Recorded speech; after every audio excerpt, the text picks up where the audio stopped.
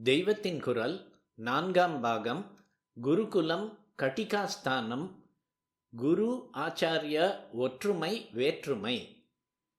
குரு யார், ஆச்சாரியர் யார், உபாத்தியாயர் யார் என்றெல்லாம் தர்மசாஸ்திரங்களில் டெஃபனிஷன், இலக்கணம் கொடுத்திருக்கிறது.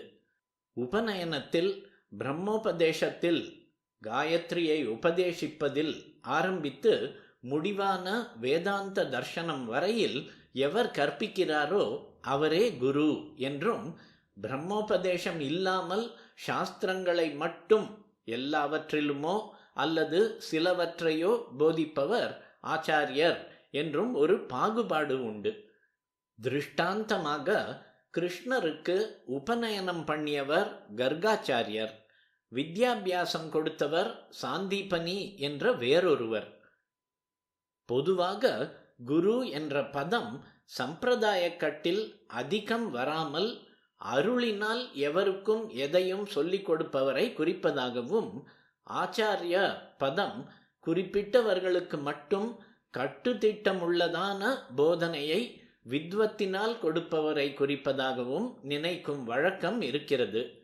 இதற்கு பொருந்துவதாக தர்மசாஸ்திரங்களிலேயே ஒன்றில் எந்த பாஷையில் வேண்டுமானாலும் உபதேசம் தருபவர் குரு என்றும், வேத அத்தியாபனம் மட்டும் பண்ணி வைப்பவர் ஆச்சாரியர் என்றும் சொல்லி இருப்பதாக ஞாபகம். குரு என்பவர் தத்தாத்ரேயரை போல எந்த கட்டுப்பாடான சம்பிரதாயத்திலும் வராமல் அருள் சக்தியாலேயே ஆத்மாபிவிருத்தி அளிப்பவர் என்றும், ஆச்சாரியர் என்பவர் கட்டுப்பாடான ஒரு சம்பிரதாயப்படி வரையறுக்கப்பட்ட சித்தாந்தத்தை விஸ்தாரமாக நம் பகவத் பாதாளை போல போதிப்பவர் என்றும் பொதுவாய் சொல்கிறோம். குறிப்பு: பகுதி 3இல் குரு ஆச்சாரியர் என்ற உரையில் பெரும்பாலும் இக்கருத்தே அலசப்பட்டுள்ளது. இதனால்தான் தத்த குரு என்கிறோமே தவிர தத்தாச்சாரியர் என்பதில்லை. அறிவு வழியில் சிஸ்டமேட்டிக்காக உபதேசித்த பகவத் பாதாள் போன்றவர்களுக்கு அருள் சக்தியும் இருந்தபோது சங்கராச்சாரியர், சங்கரகுரு என்று இருவிதமாகவும் சொல்வதாக ஏற்பட்டது.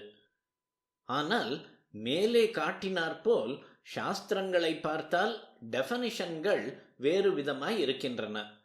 தர்ம பிரமாணங்களில் எல்லோரும் குறிப்பிட்டு சொல்லும் மனுஸ்மிருதியில் மேலே குருவுக்கு சொன்ன இலக்கணத்தையே தான் ஆச்சாரியனுக்கும் சொல்லி இருக்கிறது.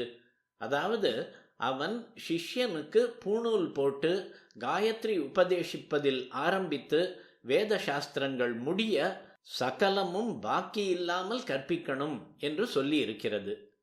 உபநீய து யஹ் சிஷ்யம் வேதம் அத்யாபயேத் த்விஜஹ சகல்பம் சரஹஸ்யம் ச தம் ஆச்சாரியம் பிரச்சக்ஷதே. குரு என்பதற்கு ரொம்பவும் தெய்வத்தன்மை கொடுத்து இன்னொரு அர்த்தம் சொல்வதுண்டு.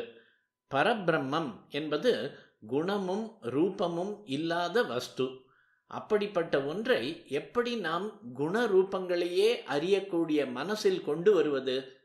இப்படி கொண்டு வருவதற்காகத்தான் பரபிரம்மே கருணையோடு குணத்தையும் ரூபத்தையும் தரித்து கொண்டு மனுஷியர் மாதிரி வருவது.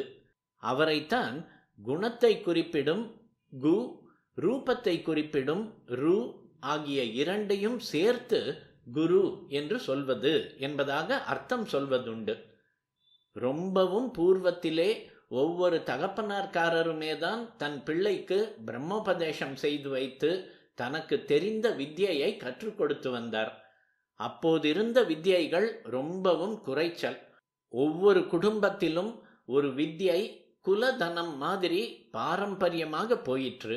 அப்போது அப்பாவே தான் குரு. ராமாயணம் மாதிரியான ரொம்ப பழைய புஸ்தகங்களில் குரு என்று தகப்பனாரைத்தான் சொல்லியிருக்கும். பிற்காலத்திலும் காவியங்களில் அப்படி சொல்லி இருப்பதை பார்க்கிறோம். அப்புறம் வித்யைகள் அதிகமாகி ஏன் இப்படி ஒவ்வொரு வித்யை ஒவ்வொரு குடும்பத்தோடு போக வேண்டும், கலந்து பரிவர்த்தனை பண்ணிக்கொள்வோமே என்ற அபிப்பிராயம் வளர்ந்த பின் இதர வித்யைகளை கற்றுக்கொள்வதற்காக அப்பாவை விட்டு பிள்ளை வேறே பெரியவர்களிடம் போகும் பழக்கம் ஏற்பட்டது.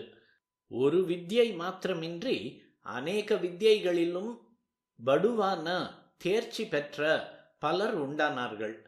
அப்போது ஒரு வித்யை அல்லது ஒரு சில வித்யை மட்டும் தெரிந்த தகப்பனாரிடம் படிப்பதை விட முதலிலிருந்தே இப்படி அநேக வித்யைகளும் தெரிந்தவர்களிடம் பையனை படிக்க விடுவது நல்லது என்று தெரிந்தது.